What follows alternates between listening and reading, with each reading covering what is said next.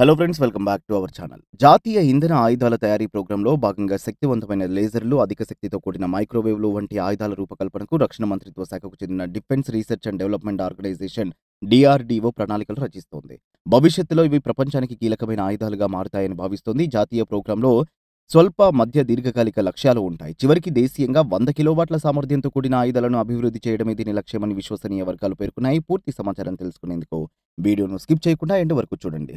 శత్రువుల క్షిపణులు, యుద్ధ విమానాలను సులభంగా అడ్డుకునే chemical oxygen, iodine, high power fibre లేజర్ల నుంచి రహస్య లేజర్తో నడిచే కాలి వంటి ఆయుధం వరకు ఎనర్జీ సాయంతో పనిచేసే అనేక ఆయుధాల తయారీ ప్రాజెక్టులపై DRDO పనిచేస్తోంది. కానీ ప్రస్తుతం అవి ఇంకా అందుబాటులోకి రాలేదు. ప్రస్తుతం తూర్పు లడఖ్లో చైనాతో కొనసాగుతున్న సైనిక ఘర్షణల మధ్య డైరెక్టెడ్ ఎనర్జీ వెపన్స్ పై DRDO దృష్టి సారించింది. ఇప్పటి వరకు 2 యాంటీ డ్రోన్ DW వ్యవస్థలను అభివృద్ధి చేసిన DRDO ప్రస్తుతం వీటిని పెద్ద సంఖ్యలో ఉత్పత్తి చేయాలని భావిస్తోంది. 2 కిలోమీటర్ల పరిధిలో వైమానిక లక్ష్యాలను ఛేదించడానికి 10 కిలోవాట్ల లేజర్ సామర్థ్యంతో పనిచేసే ట్రైలర్ మౌంటెడ్ డ్రోన్, కిలోమీటర్ పరిధిలోని శత్రువుల లక్ష్యాలను చేరుకునే 2 కిలోవాట్ల లేజర్ కాంపాక్ట్ ట్రైపాడ్ మౌంటెడ్ను DRDO రూపొందించింది.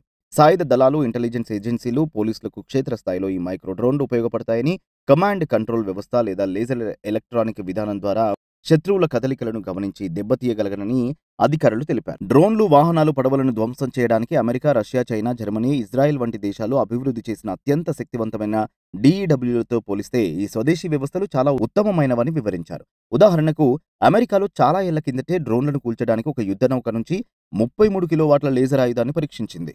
అంతేకాదు, యుద్ధ విమానాన్ని గాలిలో కూల్చివేసే హై ఎనర్జీ సాలిడ్ స్టేట్ లేజర్ను ఈ ఏడాది మేలో పరీక్షించింది. వాస్తవానికి క్రూయిజ్ క్షిపణులను కూల్చివేసే 300 నుంచి 500 కిలోవాట్ల సామర్థ్యం గల DUలు అమెరికాకు అందుబాటులోకి రావడానికి కేవలం 4-5 ఏళ్లు పడుతుంది.